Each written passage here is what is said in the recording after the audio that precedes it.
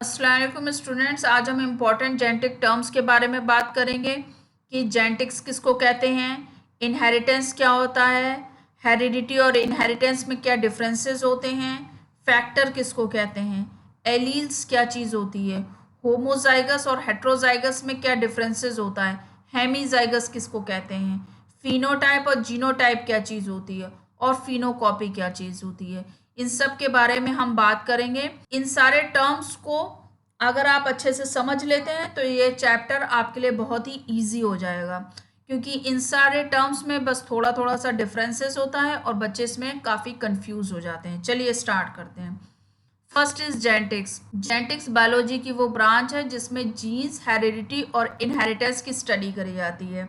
Genetics बताता है कि किस तरह से जो बच्चे हैं वो अपने पेरेंट्स के जैसे होते हैं। तो जेनेटिक्स साइंस की वो ब्रांच है जिसमें जीन्स के बारे में बात होती है। जीन्स जो हैं वो पेरेंट्स टू ऑफस्प्रिंग ट्रांसफर होते हैं। मैंने लास्ट लेक्चर में आपको बताया था कि फादर ऑफ जेनेटिक्स मेंडल को कहते हैं and Bateson is called the father of modern genetics और Morgan is called the father of experimental genetics. अगर आप लोगों ने वो लेक्चर नहीं देखा है तो प्लीज़ आप वो वाला लेक्चर देख लीजिए, उसमें आपके सारे कॉन्सेप्ट क्लियर हो जाएंगे। Next, heredity. हेरिडिटी वो प्रोसेस है जिसमें कैरेक्टर्स जो हैं वो अपीयर होते हैं ऑफ स्प्रिंग में। ऑब्वियसली मैंने अभी बताया था कि transfer of genes from one generation to another generation is called heredity and heredity का मतलब होता है similarities between parents and their children. Example है जैसे कुछ बच्चों के बाल जो हैं वो कर्ली होते हैं जस्ट बिकॉज उनके मदर के बाल कर्ली हैं। कुछ का ब्लड ग्रुप जो है उसके उनके फादर के जैसा होता है। तो these are the example of the heredity. Next, inheritance. Inheritance is the transfer of character from parents to offspring through genes. अब आप कंफ्यूज हो रहे होंगे कि इनहेरिटेंस भी यही डेफिनेशन है और हेरिडिटी की भी यही डेफिनेशन है, तो इन दोनों में डिफरेंसेस क्या हुआ। देखिए, inheritance is a broader term. When we talk about inheritance we say that all the things which are passed on from parents to offspring, like property, like jewelry, like genes.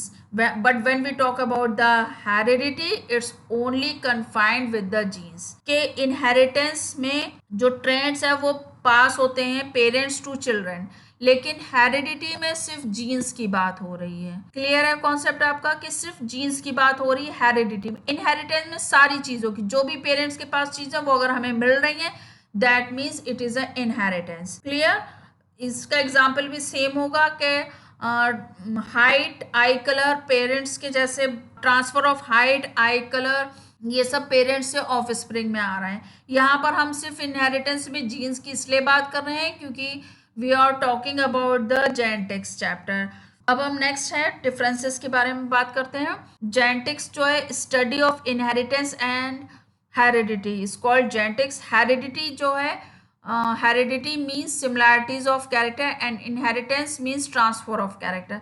Genetics is the branch of biology. Heredity में आपको result दिखेगा, अगर parents के जैसे baby हैं तो उनके अंदर वो कैरेक्टर्स दिखेंगे। Inheritance transfer of character, character transfer हो रहे हैं बट आपको रिजल्ट नजर नहीं आएगा। फैक्टर्स, जिन्हें पहले फैक्टर्स बोलते थे अब उनको जीन्स बोला जाता है। Factors are the unit of heredity responsible for inheritance and expression of characters.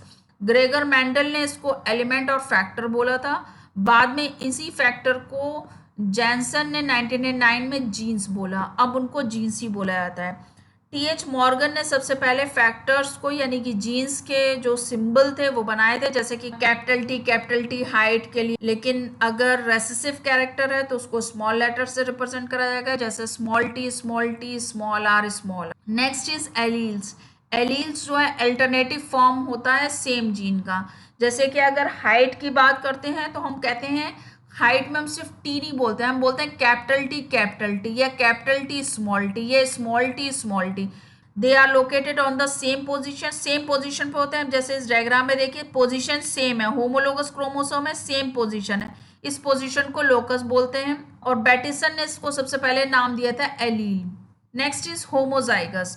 तो जब जाइगोट फॉर्म होता है तो अगर दो गैमीट आइडेंटिकल फैक्टर्स हैं तो उसको कहते हैं होमोजाइगोट, और इस होमोजाइगोट से जो ऑर्गेनिज फॉर्म होता है उसको बोलते हैं होमोजाइगस। एग्जाम्पल है capital T, capital T, capital R, capital R. Tall को हमेशा कैपिटल टी से रिप्रेजेंट करेंगे। रेड पेटल होगा फ्लावर का तो capital R, capital R. Dwarf को स्मॉल टी। इस डायग्राम में आप देख पा रहे होंगे दोनों होमोजाइगस हैं, तो इस capital B, small B same होगा, कैपिटल लेटर हो, डोमिनेंट हो या रेसेसिव हो, बट सेम होंगे। It is called a homozygous. Next is heterozygous.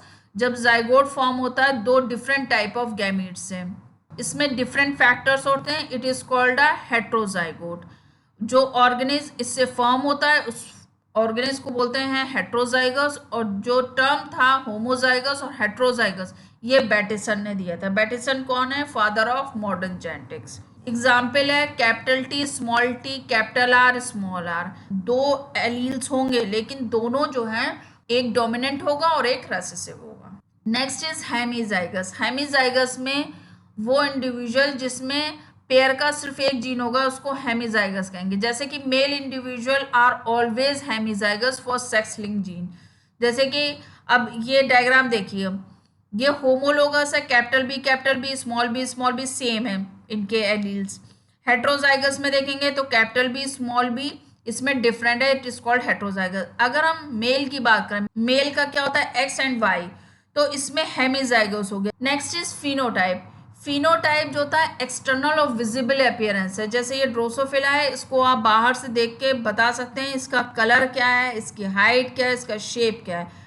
तो किसी भी चीज़ को जब हम अपीयरेंस देख करके बता दें तो it is called a phenotype.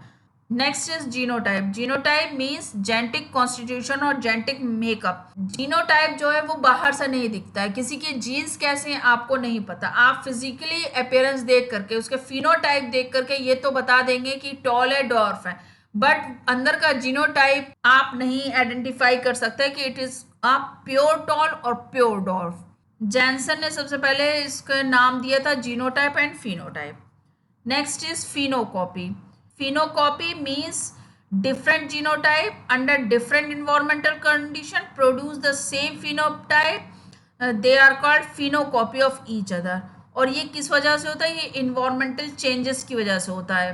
Jeans different होते हैं लेकिन और इन्वायरमेंटल कंडीशन भी डिफरेंट होती है, लेकिन देखने में वो एक जैसे लगते हैं। जैसे example is the Himalayan rabbit.